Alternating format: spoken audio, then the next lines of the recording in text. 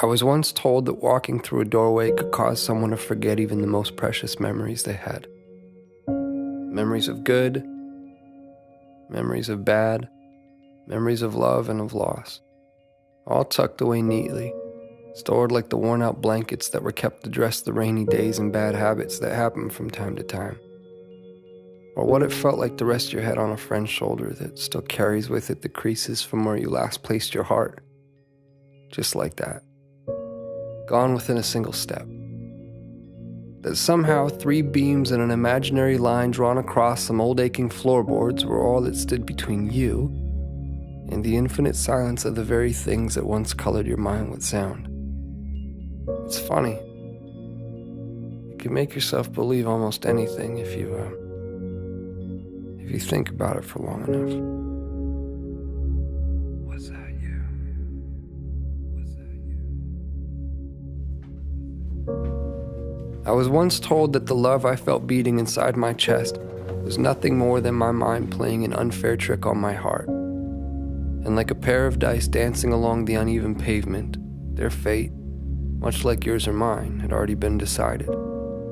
That even the cracks that drew their faults between 2 opposing sides could not escape a fate that was always destined to be sealed. To think that someone could actually believe that the swelling tides of my heart were no more than an anxious highway of ins and outs anchoring my imagination to the castles I've been building in the sky. Well, maybe they are the crazy ones. Then again, I have been known to misplace my hope in the way things fall. And if I had to confess, there stands a greater chance that I've all but lost my mind in here. So I suppose it's better off this way. Because I've always believed that the odds of finding what you seek tend to favor those who are open to seeking them in the first place. And I, for one, have never quite understood how odds stand to get even without that frame in mind. To be clear, I've seen a million faces. I've seen a million different faces, each one mirroring that of your own. And still, none of them have felt like home to me. None of them have felt like you. So here we are. And I can vaguely and strangely trace your outline. I can remember what it felt like to hold you.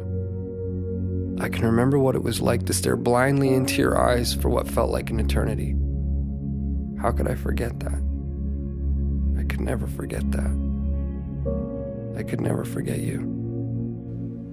No matter how long it takes for my words to make their way through the vastness of this place we've called home, I unto you and you unto me, I say them and will continue to do so. Day after day, night after night, never knowing if you'll actually hear them. There's no place for time here. Just overlapping moments where I thought I'd found you. Where I thought I heard the sound of your breath. Where I felt your heart as it waited patiently for mine, retracing the steps that we left in the life before last. Before our eyes closed. Before the great divide. Before a doorway stood between you and me. As it stands, I found myself in that doorway again. With both feet in and your heart on my sleeve. But I can't bring myself to walk through this time. Not yet, at least. Not until I take one last look and see that it was you. That it was always you. Our hearts strewn across those old fragile floorboards. The silhouettes of each and every one of our memories playing out like a story that we both know we've seen before.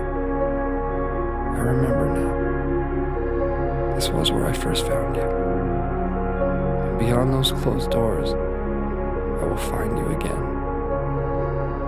My love,